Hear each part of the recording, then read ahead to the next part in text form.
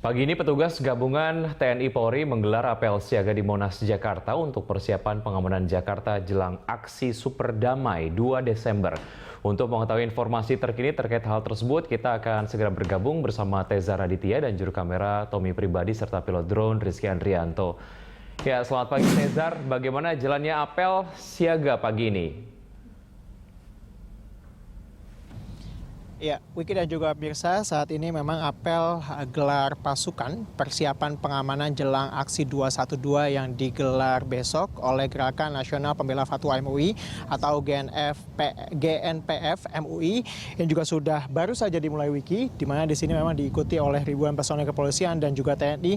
Ada sekitar 3.500 personil yang turut serta dalam apel gelar pasukan hari ini, tapi ini merupakan bagian kecil saja dari jumlah pengamanan yang akan dikerahkan besok, karena memang data terakhir yang kami dapat dari Polda Metro Jaya ada sekitar 24.128 personil gabungan baik dari TNI maupun Polri yang dikerahkan untuk mengamankan jalannya aksi 21 besok.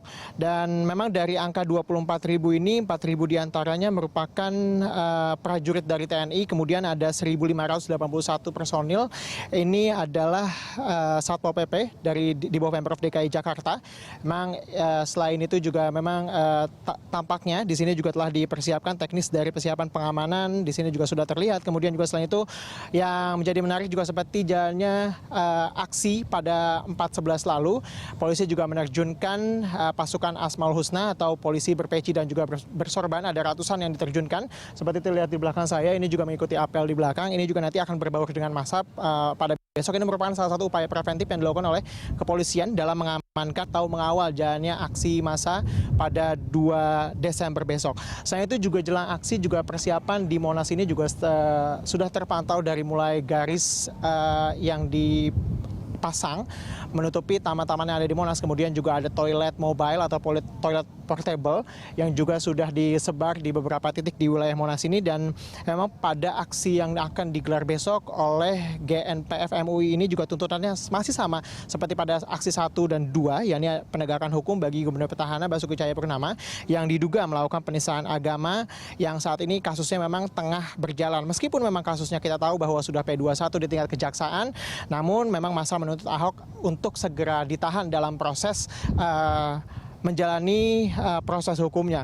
Bedanya memang dalam aksi besok tidak ada lagi aksi long march atau berjalan jarak jauh seperti pada aksi 1 dan juga 2. Jadi besok titik pusatnya adalah di dalam Monas ini. Tapi yang perlu diperhatikan memang selain dari aksi 212 ini juga ternyata besok ada aksi lainnya dari Serikat Buruh atau KSPI yang juga melakukan aksinya. Memang tuntutannya sedikit berbeda jika memang GNPF ini berfokus pada tuntutan hukum kepada Ahok. Untuk KSPI sendiri adalah UMR yang diminta dinaikkan 15 hingga 20%, kemudian juga pencabutan PP nomor 78, tapi ada garis singgungnya, yakni juga Serikat Buruh juga menuntut agar penegakan hukum Ahok dapat diselesaikan.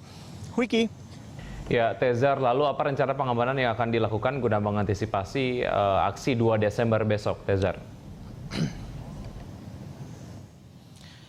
Wiki, untuk acara besok sendiri memang massa nantinya diarahkan ke kantong-kantong parkir seperti misalnya di J-Expo, kemudian di lapangan Banteng, di Istiqlal dan di Senayan. Kemudian massa akan diarahkan menuju ke Monas ini, dan Monas ini hanya dibuka dari 3 pintu, yakni dari Barat, Gambir, dan juga di depan Balai Kota. Sementara itu untuk pintu yang ada di depan Istana ini akan ditutup dan tidak akan dibuka untuk massa. Kemudian dari sistem pengamanan sendiri nanti dibuat sistem ring 1 di kawasan Monas, ring 2 di kawasan Medan Merdeka Utara, Barat Selatan yang ada di luar Monas, kemudian ring 3 ini beberapa kilometer dari Monas seperti misalnya di HI, di Roxy, kemudian juga di Jalan Veteran. Demikian Wiki yang dapat kami sampaikan. Ya, baik Tezar, terima kasih atas laporannya. Pemirsa, demikian Tezar Raditya dan juru kamera Tommy Pribadi serta pilot drone Rizky Andrianto melaporkan langsung dari kawasan Monas, Jakarta.